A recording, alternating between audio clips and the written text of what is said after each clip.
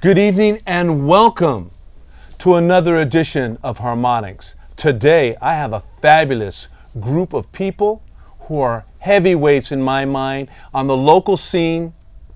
From Luvplanet, I have Nicole Sutton and Mark McGee. Welcome. Thank you so much. It is such a pleasure to so see both of you here today. Really, to tell you the truth, you're electrifying, the both of you. I've watched you on your videos and you're outstanding. Thank you so much. Appreciate it. Let's get right into some of the questions here. What got you? I'm going to go to Mark first. Sure. Mark, what got you started into playing music, and at what age did you really got into that? Probably with the guitar. Probably when I was about 10. Was always toying with the AM radio in the house, and my brother Kevin had an acoustic in the house, and so every now and then he would catch me with it, and. Eventually he showed me a few chords, and then someone showed me a picture of Kiss. And then I realized, oh, you can do that too. So I just liked the whole superhero thing that they had going on, yes. And at that age it was very impressionable. So that's when I realized I wanted to be in a band. But yeah, it's just been my main thing forever. So Nicole, how about yourself? I started young, when they still actually had music in schools. I grew up in Detroit and started playing violin, I think, in the first grade, and kept playing, I think, till about 5th grade, and then moved to a different school district, and they didn't teach the violin, so I switched to clarinet and drums. But I picked up my first guitar probably when I was about 11 or 12 as well, and just at a local music store. So, It's been all about music, but the instrumentation has kind of changed. Kind of moved around a little bit. You went from strings of violins, and then you went to guitar. But so you're still in that family, and you are today. Mark, I'm going to ask you both because it's simultaneous. Who was your early influences when you said Kiss? Who else kind of motivated you to move into music as a guitarist? Yeah, for me the Kiss thing was more about how much you can do with being a musician. But so many players, early on it was 70s rock, AC/DC, Aerosmith, Zeppelin, Rush, Pink Floyd, Ritchie Blackmore, Michael Schenker. The list goes on you got a couple hours? Yes. Steve Lukather's big, Steve Morse. But as I've gotten older, I'm more influenced on guitar by singers, The melodicness of their voices. Yeah, I love the human voice. So when I find a singer that moves me, then I find that inspires my overall musicality, especially my guitar too. Because when I strike a note, I want it to sing. I want it to have an extra tonality to it. It's not always about speed, is it anymore? It's about the melody of it. And you have such a great voice right here. Nicole, what influenced you? What was your first influences? My first influences, when I was really young, I think were Kenny Rogers. That's fine. Dolly Parton. And then, as I got a little bit older, I think I was first really affected by REO Speedwagon and Journey and Prince and that era. And then my first boy band crush was Duran Duran. I was just a huge Duranie. I didn't get into I didn't have older brothers and sisters to kind of turn me on to a lot of music, so I had to kind of find it on my own.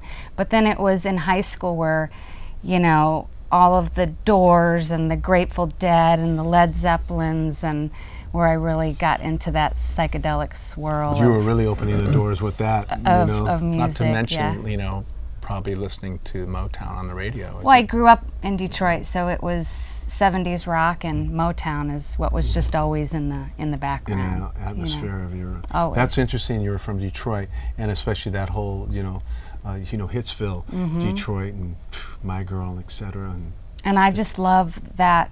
Actually, we play a couple of Motown tunes now because it's just, as time goes on, I love that music more than ever, and I love to sing it. Excellent. It's really, really fun to sing it. Well, I'd like to hear you guys do that one day. Yeah. You have influence today. Is there anybody that influences you today? Obviously, you have your own style right now, but is there anybody that you look at and say, maybe we could take, because we're all a little bit of takers. What do they say? Good ones borrow and great ones steal. Right? And we steal. So tell me, is there anybody that kind of just brings you to the media, or something that you like? Out of new artists, there's a few. Keen, I like him. I like his voice. I like his songwriting. Band of Horses. Carolina Liars, cool. We love Nickelback, I love too. Nickelback. Yeah, I know a lot of people slam them yes. because they're so mainstream now. I love Chad's Miranda words Lambert. are just amazing. I think she's amazing. Some of that country music is just really striking a chord as well. Mike Stern. Yes, indeed. He's probably the guitar player that I've been into as far as guitar players go. And you're such a fabulous guitar Many player, years. which is going to lead me right into this next question. Tell me a little bit about your association with Gregg Allman. Greg and I got connected back in '95.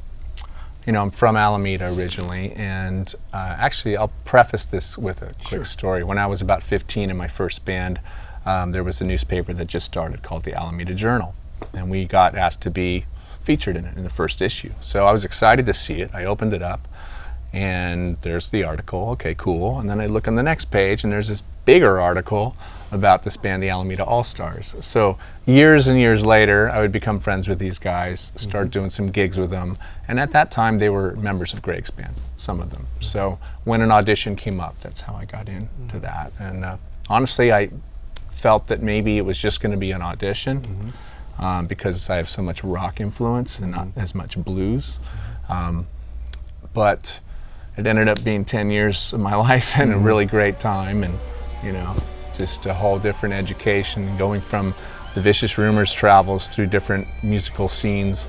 Now with Gregg, we're traveling through the South, and the venues are completely different venues. The audiences are totally different, and it was a great education on the whole history of the blues and different types of blues, and really pushed me into playing slide guitar a lot. I was going to say, you turned out to be an amazing slide guitar player. It's funny because I do session work, and a lot of the sessions I get called for isn't to do the shred thing, it's to do the slide guitar work. So yeah, you're exceptional.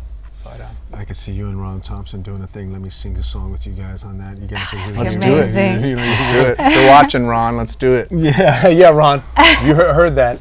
I love your name, Luvplanet. Tell me what I'm going to ask Nicole. Who came up with that? I so wish we had this great story about the name, because being in a band, the hardest thing I think to do is come up with a name. All the good ones seem to have been taken, but for us, we literally just decided to write down on pieces of paper things that we felt were really important, and pull a couple out of a hat and stick them together. And we literally pulled out Love and Planet, and that was that it. Simple. So now I feel like it was a gift, it was given to us, but the name has been more controversial than I ever Than you would think, imagined it would have been. And why is that? Give me an example. People, a lot of the response in the beginning was like, Love Planet, give me a break. And I think it's people's resistance. What planet are you on? A lot of that. Oh, really? Yeah. So it was just a big time resistance to love, which we see that, But now, 8 years later, it seems We like hear the more the world is sort of positive coming comments. back around and realizing more and more that it's what all they need. about love, and that's what we need. Yes. But the So- other thing is, with all great bands, it's the music that makes the name. Yes. I mean, you think of Led Zeppelin or Aerosmith, like what is that? You know, but then Porcupine you Tree. associate that great music to those names, and then the name becomes cool. Yeah, yeah. It is. You can relate to. You know when Zeppelin's on, or they have that Right. sound. Now you've been together. The band has been together for 8 years, or this particular, or you? Or We you, met before that, but basically we started making records. Our first record was released in 2003, so 10 so years. 10 years. and the same players. You have the same. Well, in the beginning, Nicole and I, actually we met in a recording studio. I was hired by her friend, I didn't know her, to come in as a session guy and do some slide guitar for her song. And that's how we met, and we just hit it off as people and had a lot in common with our musical tastes. And that kind of relationship went on for a couple of years with just music, and we were also working with Stu Hamm and Jeff Campitelli for about a year. They in were on the 1999. original record. So And so the first record, that's our rhythm section. And but after that, you know, it was really kind of always understood that it was more in a project phase at that point. So once the record was done, they got busy with Joe, and we had to find Satch. the band. Yeah, Mr. Satch. So we ended up auditioning quite a few drummers to start, and that was kind of a nightmare. In the end, we went back into our history and we found our dear brothers Scott McKenzie on drums and Tommy Sisko on bass. Scott I had worked with in Star Castle, and Tommy I had worked with in Vicious Rumors. And that's been the band. that's the band for the last 3 records, and still the band today. Well, then I'm going to throw a name at you just for Alameda's sake, because he's a good friend of mine also. I just seen him a couple months ago, and he's going to be coming on the show, Tommy Sprayberry. Oh yeah. Tommy Sprayberry was a great guitar player. I mean, a great bassist before he had his Absolutely. accident. Tommy, we love you. We Love do. you, We love He's you. our brother. I used know. to do gigs with him when I was about 15. He was in Griffin and I was in Overdrive, and we used to play the Metal Mondays at the old Waldorf. Oh, yes, yes, yes, yes. Yeah, we love Spray. No, he's a great guy. And we'll do after the show. We'll talk All right. about Tommy a little bit. Tommy's such a great guy. You know, the music industry has changed so much. We have Facebook, we have YouTube. How has that affected you guys? And I'm going to direct that at you first, Nicole, and then I'll go to Mark. How does that change your guys' way of presenting yourselves? You know, Facebook and YouTube and. I think it's definitely allowed us and everyone to affect more people on a broader level. I think that the trick and the key with it is to try to still keep it somewhat personal. I know people who have Facebook pages and you know that there's somebody else working the page.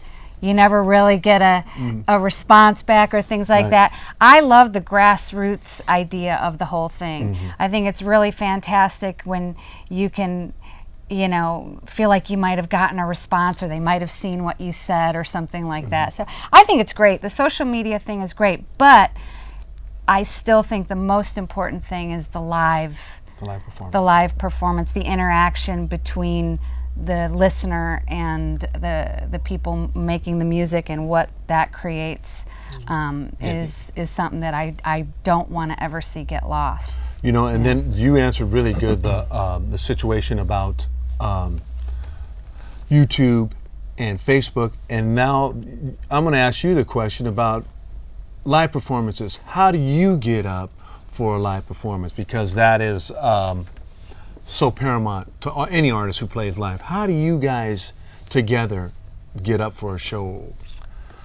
You know, we just try to show each other a lot of respect throughout Such the a great day, word. or the gig especially. But you know, we're really lucky. We talk about it amongst ourselves how grateful we are, the fact that we have 4 people that love to do this, and you know, everybody's deserves the same amount of respect. It doesn't matter if you're the songwriter or another player in the band that's not the songwriter. It's a family. It's a unit. And you know, for us, we don't do anything too. You know, we don't like pray to Buddha or anything before we go on. But we do sometimes. We always get in a circle. You know, about 5 minutes before the gig when it's just us, just our energy, our space, and say our little prayer. There you go. And but yeah, what she was saying, the excitement of the live performance, the energy in the room, you know, oh my God, the girl just fell off the bar, you know. I mean, all that stuff adds to the memory and, you know, experience of the show, and you just can't get that from a video post. Or the other thing about social networks, which is great, is there's all sorts of people you don't know that are giving you exposure by posting clips and pictures. Sometimes you wish they didn't post that particular picture.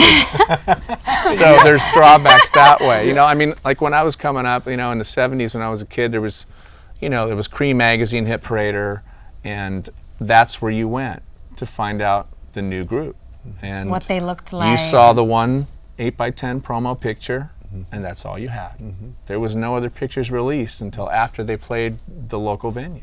You know, so it was all that mysterious, that mystique, you know, and that's kind of gone, so, you know, just go see live music. Like you said, it's completely changed. It's changed. The both of you are very dynamic on stage. How long, when you guys play, do you guys do a 45-minute set, an hour set, 75 minutes? What is your space in time when you guys go on? Is it Well, it depends sort of if we're playing with another act. If we're opening a show, usually it's about 45 minutes, and we just come out and just knock it out. We have enough material to play 4 hours straight if anybody wanted us to. With only 3 covers. But I like doing the full show because we can really touch on all of the nuances of what we do. We definitely have a very jammy side to us, a very improvisational side to us, and then we have a very high energy pop side to us, and then a straight up rock side to us. So we when we do a full show, we like to have a section in the show where everybody comes out from behind their instruments, and we just have a guitar and maybe one little drum, and we just sing and we play. So, you know, kind of just broaden. That's a great thing. Yeah, the headlining set is nice because you have more time to really take the audience on a journey, you know, and like she mentioned, we have songs that are more, you know, one common thread in our music is the vocal harmonies and some kind of hooky pop element. All of us love bands like the Beatles, and, you know, anything that's like a great tune, you know, but we also all love, you know, bands like Yes and King Crimson. We love Judas Priest and Black Sabbath. We love, you know, the classic rock, and we love, you know, pretty much everything. So we're the type of band where any kind of song is welcome. You know, we don't want to be a one-trick pony, and I think the people who are miffed by us initially are probably miffed because they're trying to put us in just one thing, but we're not really one thing, you know.